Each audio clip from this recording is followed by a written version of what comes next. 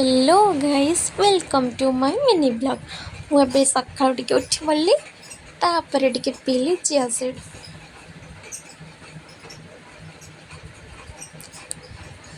ताको टी पीदेला मु भिजी थे मुगसुला खाईदेली। एबे बाहरी गली यूनिवर्सिटी।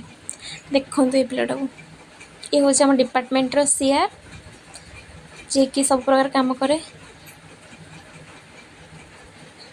तो देखो जेहेतु आ गए बस पहुँच नाला से क्लासटा पूरा फांका थिला। तापर एबे मु चलिली टिके पानी आनिबा।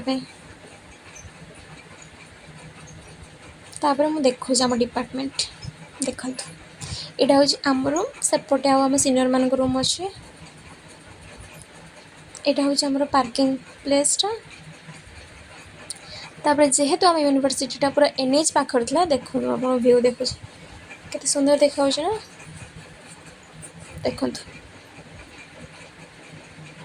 पूरा ग्रीन ग्रीन देखा आ रास्तार सब ट्रक चल। तो एबे गोटे भल जिन देखो देखो गोटे क्रिएटिविटी को गोटे बोतल गोटे गछ लगा जाए।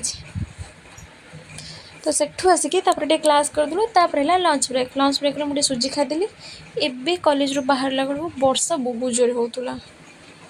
तो छता धरिकी बाहर एबे रूम को एठी गोटे आम डिस्कसन चली एक्चुअली आज आम क्लास कला बेले वर्षा होता। तो सार कहले वर्षा रिलेटेड किए गीत गाया तो से गीत गुड़ा आम गाई रास्तार आसुलु। देखो तो पूरा वर्षा केमी तापर एबे आम आसी पहुँची गलु बस स्टैंड। एटा हूँ रेमुणा गोली एठू ही आमको बस नबार थाए। तो सेठू बस रे बस आसी ओल्लैलु स्टेशन छक। तापर गोटे भल जिन देखो आपण देखो जेहेतु पागटा वर्षा पाग देता से आम टे समोसा खाईदेलु। देखो रास्तार ठिया होकर सिंगड़ा खाऊ। एक्चुअली बहुत ही गरम थिला बहुत ही टेस्टी लगुला।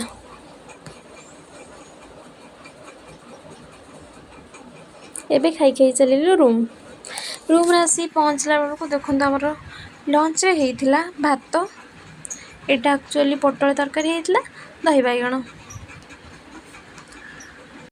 एते सब खाई सारा पर टिके रेस्ट नहीं नेथिली। एबे उठिला परे जेहेतु आम यूनिवर्सिटी पाठ देइथिले ताकू टिके करदेली।